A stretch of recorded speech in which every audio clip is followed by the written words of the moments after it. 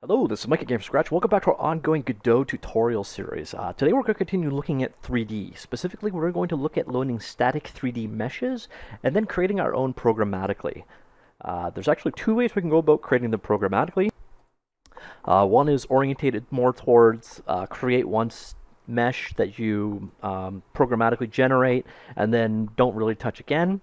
And then the other one is more along the lines of OpenGL 1.1 immediate mode style coding, if you're familiar with that. If you're not, don't worry about it, but the idea behind it is basically a dynamic mesh that changes pretty much every frame or every few frames or quite a bit. It's performance optimized for a changing mesh. Let's jump right on in. I'm going to create a new file up here called static 3D YouTube and create. As you see, I've been working with 3D a little bit lately, but this is the guy we want.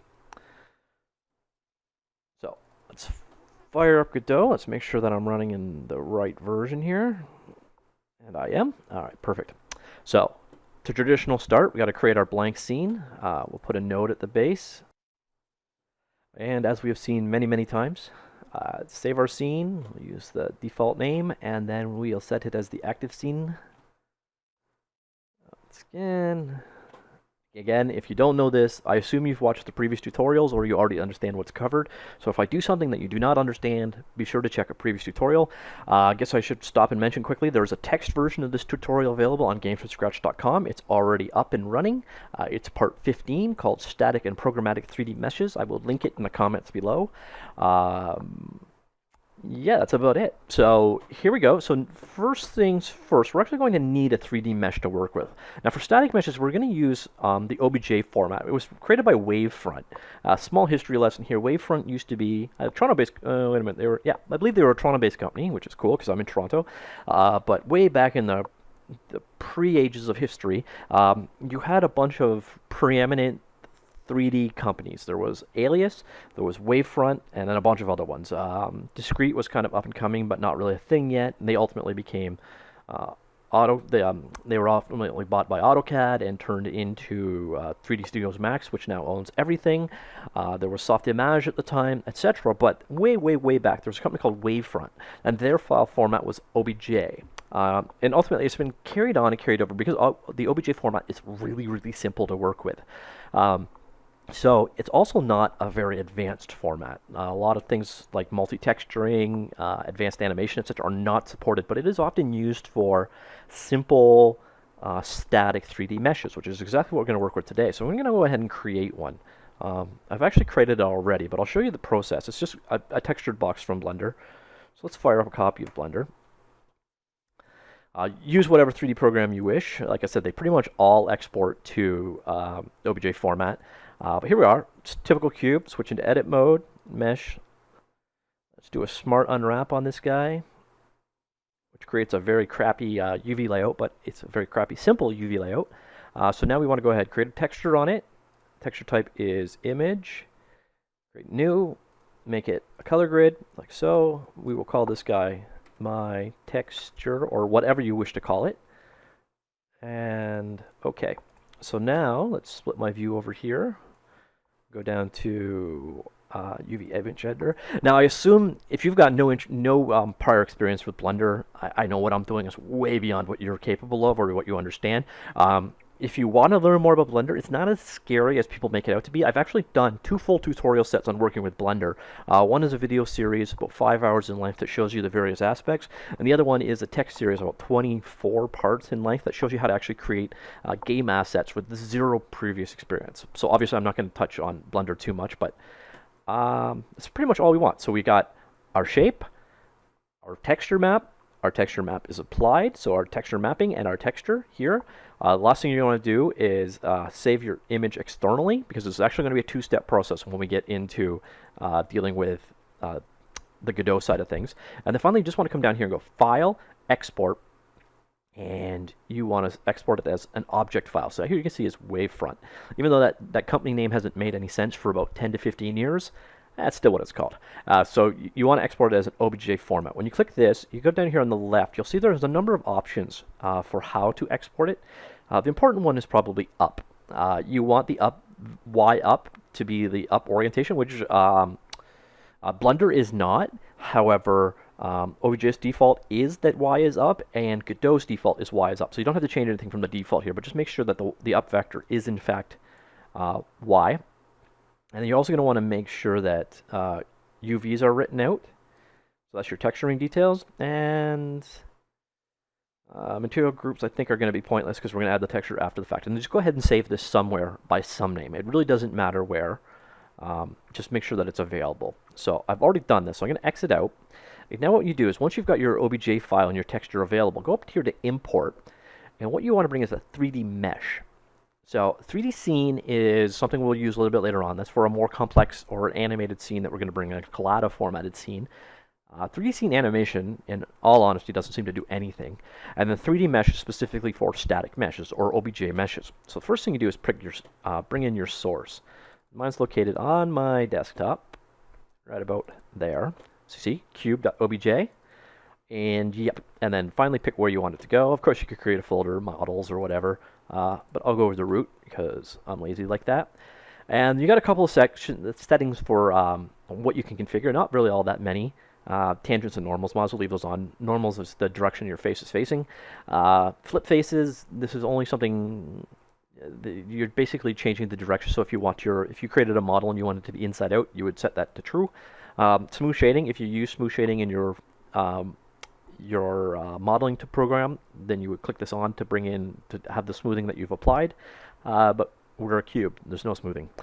So finally, default settings are pretty much set for what we want to do. Just go ahead and import. So now we have a new mesh. Now I'm going to go ahead and bring in a 2D texture as well. This is going to be our texture map that's going to go on top. And that is also on my desktop. And I called it cube texture. This is that color grid we created earlier. So obviously it's whatever texture map you are bringing in.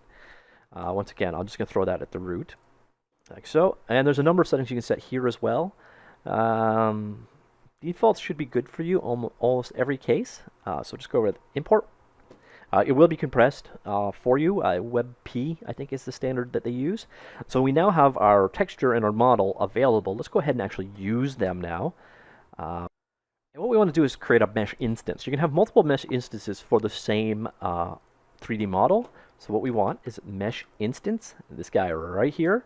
Now you'll notice there's also a multi-mesh instance. Now a multi-mesh instance is just like a mesh instance, except for when you have a whole lot of the exact same 3D model, and they're relatively close together.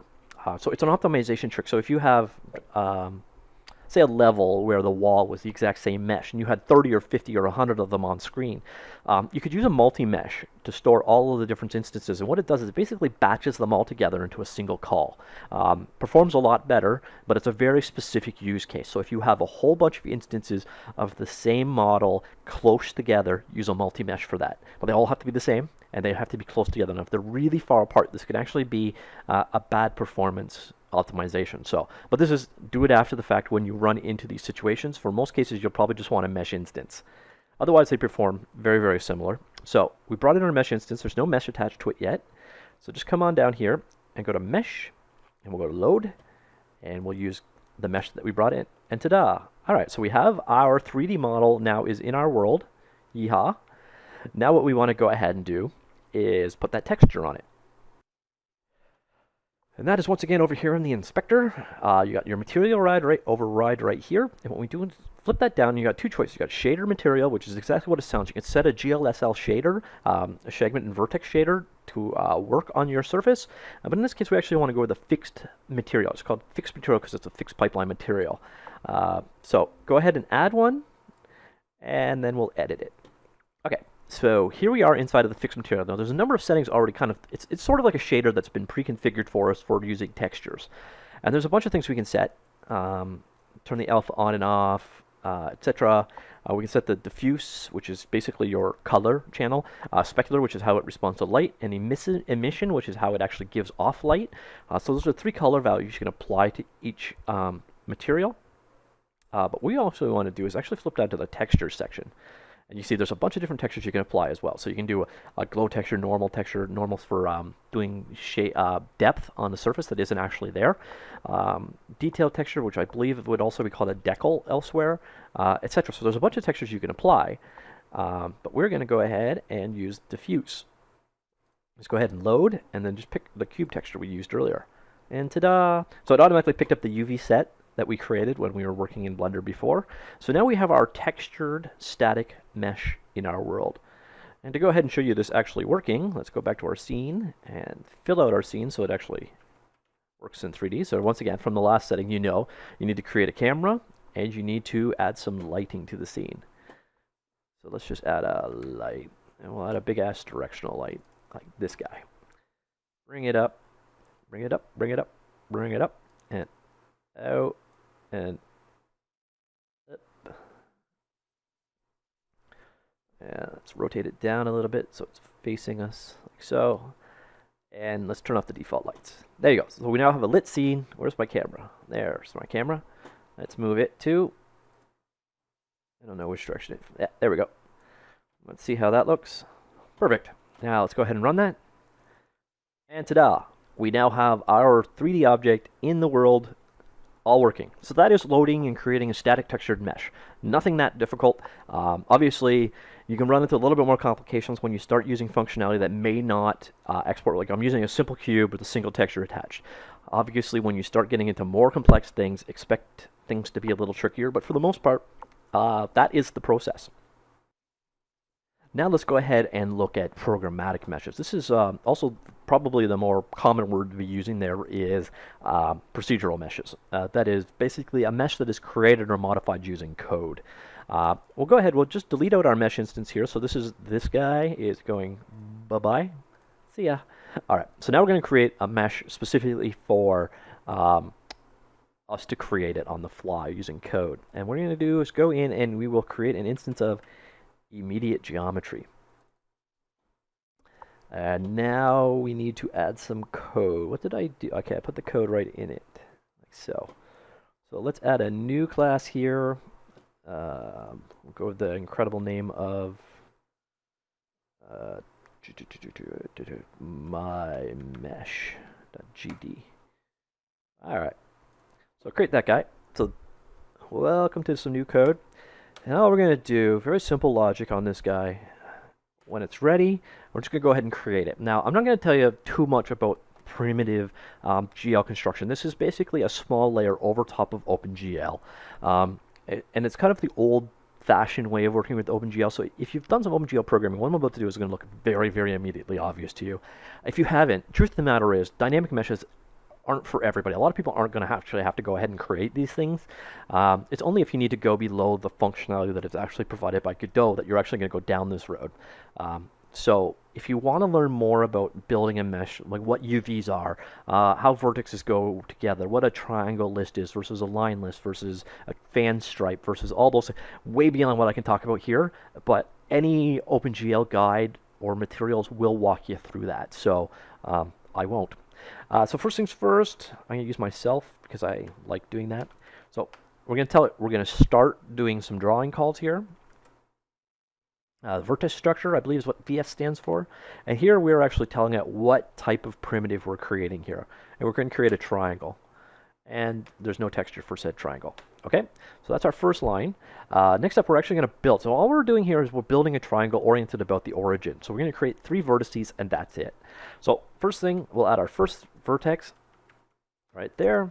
That's a vector 3, and it is at 0, 2, and 0. Now units are absolutely arbitrary. You can be 2 meters, 2 hectares, 2 millimeters, 2 micrometers, 2 parsecs, even though I think a parsec is a unit of time. It can be whatever you want it to be, just be consistent about it. There's no logic in what I'm doing here, so the 2 is just 2. Just so make sure that your corresponding lighting units and camera, etc., all kind of work with it, or fudge it by hand. It doesn't really matter. It does make sense to pick meters or feet or millimeters or whatever makes the most sense to your game, I guess depending on the scope of your actual game itself.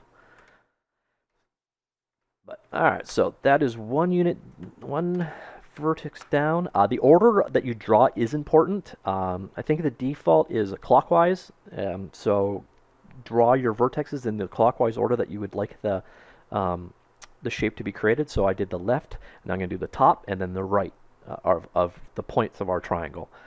So this one is going to be at, oh wait, no I didn't.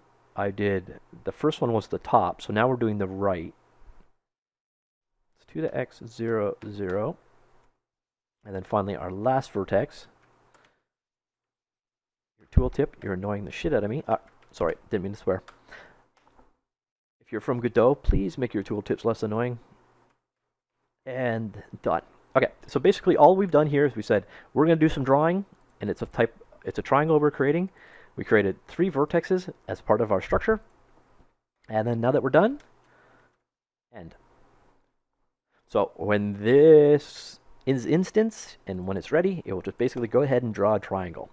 Now let's see if it worked. Ta-da! So that is for creating dynamic geometry.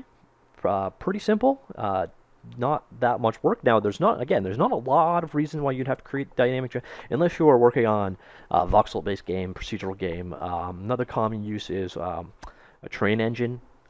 Those kind of things definitely useful there, but if you're wondering, well, why don't I just use meshes and then later on COLLADA meshes or animated meshes or scenes as they're called, why wouldn't I just use those? Well, in most cases you would. So if you don't want to be doing programmatic generation, you don't have to. But if you do, here is one way of doing it, and that's immediate geography. And the word immediate is key there. That's for geography that is going to change a lot. So if this is not going to change every frame, there is a better way of going about doing it, and I will show you that now. So this is, again, for geography, the geometry that is going to change constantly. As the game goes, it's going to be updated. That's what it's optimized for, and it provides like a GL 1.1 style drawing API. So if you want to learn more about this way of doing things, go back and look at documentation for OpenGL 1-ish. 1.1, and you will see lots of examples, and you'll be able to guess exactly how this kind of stuff works going forward. So again, immediate geometry classes are meant for geometry that is going to change a lot. Now, in the case that your geometry is going to be basically created and then forgotten about, then you are going to do with a mesh instance again. And you think, mesh instance, well, isn't that exactly what we just used for the 3D model? And that's exactly what we just used for the 3D model. The only difference is instead of getting it from a 3D mesh that we used over here, we're actually going to go ahead and create one.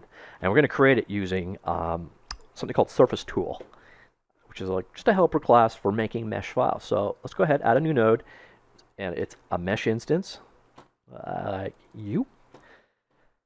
And now we're going to have to add some code to this sucker. So let's go my mesh, I forget what I called the last one, so we'll go with my mesh instance and go ahead and create that guy. And once again, we are going to do everything in ready. And once again, we are going to be creating a triangle.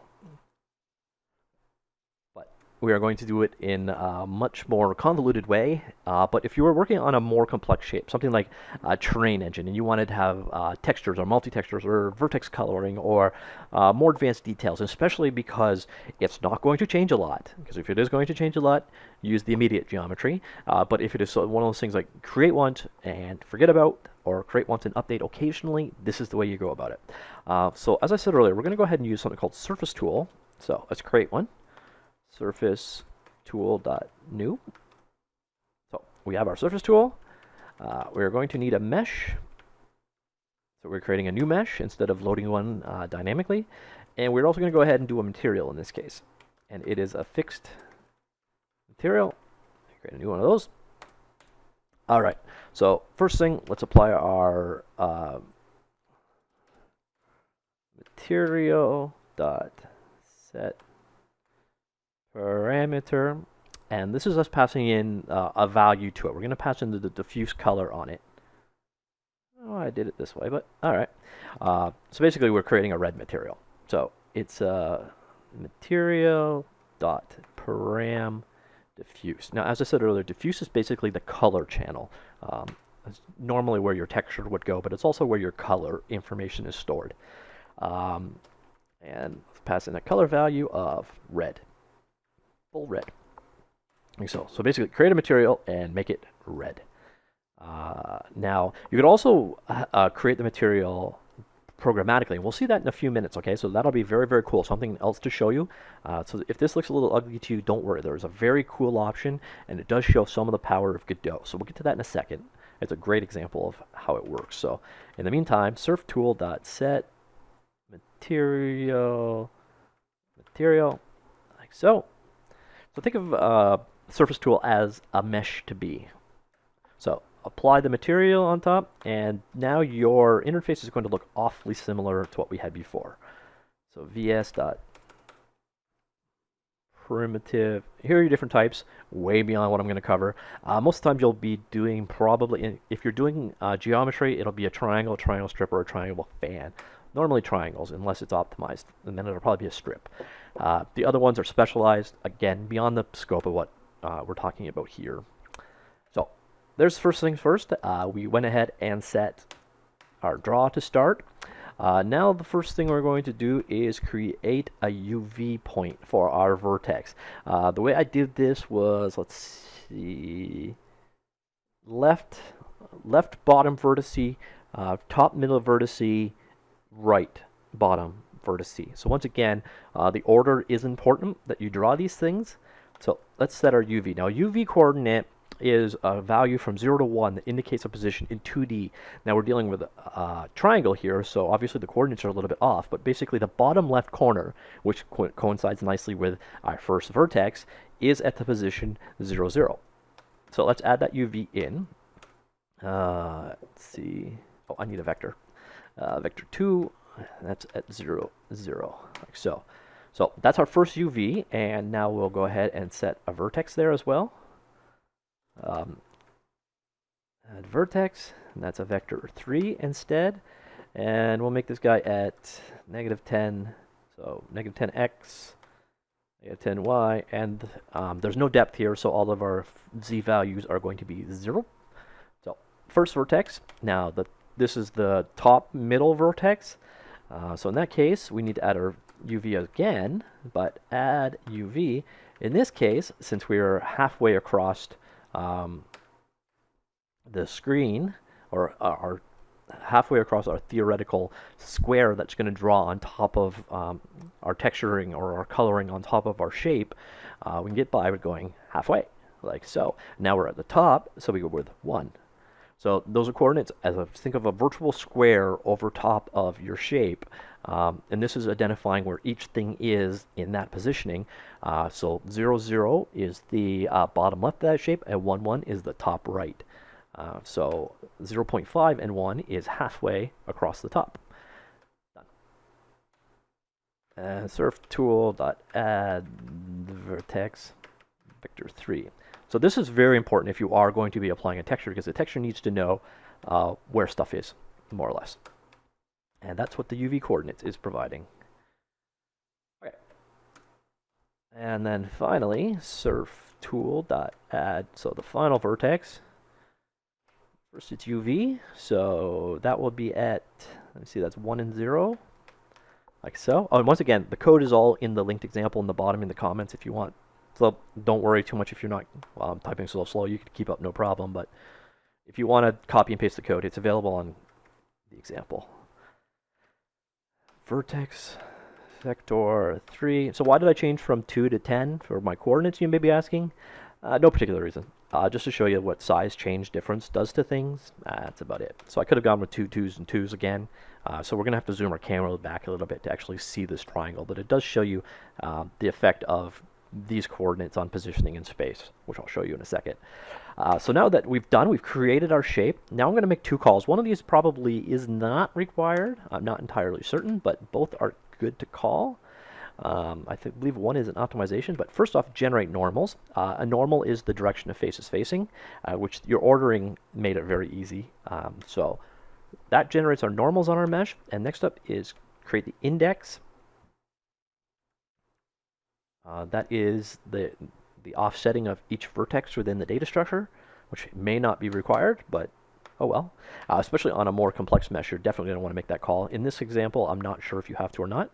Now that we're finally done, this is basically, commit should be called build, and surf tool should probably be called mesh builder.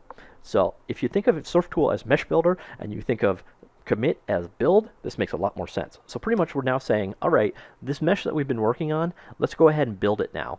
And we're going to build it to our mesh value that we created earlier. Now this is an extra step. You did not actually have to create this mesh variable because our mesh instance actually has one.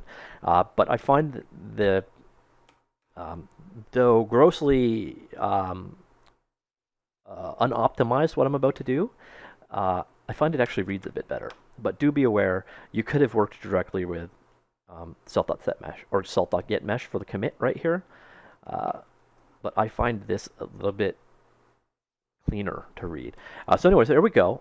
We just did basically the same thing we did last time, except for we set up UVing information so we can actually draw on the surface, and we made it red. And let's go ahead and run that. Let's find out if I did any typos. I did. All right. So first off, that's a vector 2, not a vector. And try that again. There we go. Big red triangle. Now, again, I changed from 2, the value of 2 in our vector 3 to the value of 10. So obviously we're a lot closer to it. Now to fix that, go back to your 3D scene, grab your camera, turn off preview mode, grab your camera, like so. Let's zoom it back a bit. Now, preview is not going to work at all for your mesh instance because your code actually has to run for this to make sense, which is a little unfortunate. However, c'est la vie. So you don't see the mesh, obviously, until we go ahead and run it. Let's go ahead and run that, and red triangle as you go. Now, we move it back slightly more. Should be framed. And there. Okay. So there is our triangle. Now let me show you something very, very, very powerful about Godot. This is a really cool feature. Let's flip on back to our guy over here. Do I have to change here? Just the allocation. Okay, so let's go back into our code, like so. And what we want to do is, instead of making this material here red, let's make it so that we can set it very easily. So let's just get that line out of there. So we've created a material. We're going to create a material. Actually, I'm going to get rid of that line too. We're not going to set it to red. We're going to create this. So we're going to create this material. Instead of being a local inside of ready, we're actually going to make it a member variable of our extended mesh instance here. So what we want is then var material equals null. So we're creating an empty material here. Now, watch this part. And this is very powerful and can be done for just about any kind of custom class or custom node you create. And you want to expose it to the editor. So I'm just going to go ahead and say, I'm going to export this variable, and its type is fixed material. Like so. And I don't know why I threw a comment at the beginning of that line, because that was just weird. So what I've just done here is I've said, our class here of mesh instance, extending a mesh instance, I guess I should have named it a little bit better, has a member variable called material that we're going to export and give it a default value of null. Okay, so we no longer have it set here, and it is no longer red. So go ahead and run this code, and there's no material at all. Okay, so we have our normal triangle, and that value is not being set. However, now that we have set this export here, let's go back to the editor, and we'll select our mesh instance here. Now go over here to the inspector, and you'll see there's now a script variable section, and it has a value materials. And you can put just about any, you can export just about any value you want, and if there's an editor for it, it will automatically come up. So now we can come in here and go, oh, okay, let's apply a material to our guy. And we can even go so far as to go, no, this is the same scene. I should still have my texture from before. Let's go ahead and load a texture. Oh, this is the same scene. Where's my texture gone? All right, let's bring a new texture in. Import 2D texture. Import.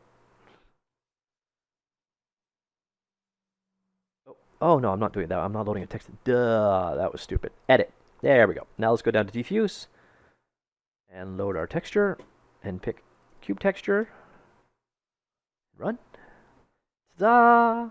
So you can easily expose your textures out. You can basically set any dynamic value you want that's programmable and have it exposed to the interface simply by adding that export call. So that is pretty powerful stuff. So if you do have your own classes, but you still want to control and configure them in the editor, you can. You just come on back in, once again, and you insert it using an export call, like that. Pretty powerful stuff. So what I'm going to cover for today, so what we saw today, quick recap. First off, we used a mesh instance, but we loaded using the import tool here and brought in an OBJ file that we created in Blender called using the 3D mesh importer. Now it brought it in the UV coordinates, but there was no texture attached. So we also brought it in as a 2D texture that was then pasted on top. After that, we went ahead and looked at the two ways of doing programmatic measure creation. The first one we looked at was immediate geometry. Immediate geometry is designed for geometry that changes very, very commonly. After that, we then looked at creating our own mesh instance, just like the earlier one we did, but instead we created one from scratch using Surface Tool. Again, I created an extra mesh here, so be aware of that. You don't have to do that yourself. But it is basically creating a mesh on the fly, dynamic, and beyond UV, there's a bunch of other things you can set. So let me just show you very quickly. Surf Hole and Surf Tool. So bones, color, normal, smoothing groups, tangents, UV1, UV2, vertices, weights for bones. Let's see what else is important here. Material, So there is a bunch more that you can figure than just the vertex that we did. You can go in there and basically add bones, and that you could animate them after the fact. You can basically create any kind of 3D geometry dynamically that you want. And that was how. Very, very cool stuff. I could also switch this over to shader material, and we could then, so let me just do that quick. I'm going to cover shader materials at a later point in time, but so now I come on back to our mesh instance, material, and let's go new shader material, and we'll edit that sucker. And then what you can do is come in here and go new shader and edit that sucker, and you can create a vertex, a fragment shader using code. Right here, which I'm not going to even bother because it's way beyond the scope of what I want to do. But as you saw, it is that easily exposed out to your code. That export line is very, very powerful functionality of what Godot engine can do. So that's 3 ways of dealing with static meshes. Now next up, again, we're already over half an hour here, so I split this into another part. So 3D is sprawling a little bit, but it's a pretty advanced topic. But in the next one, we're actually going to look at bringing in a COLLADA file, which is a scene we're going to export with animations, etc., textures applied, all that. So this is where you would bring in your character meshes, your dynamic stuff in your scene, etc. Now keep in mind, what we looked at today, the static meshes is lightweight compared to that. So this will use up more resources, use up more memory, more CPU, all that stuff. So if you don't need anything more than a static mesh, don't use anything more than a static mesh. So stay tuned for that next part. I hope you enjoyed this part. Once again, a bit of a plug here. If you do enjoy these tutorials, etc., and you want to see me keep creating them, well, I'll keep creating them regardless, but I do have a Patreon fund running. Everything helps a great deal, so if you like, it'll be linked below too. All your support is definitely appreciated. So I hope you enjoyed that. Stay tuned for the next part. See you soon. Goodbye.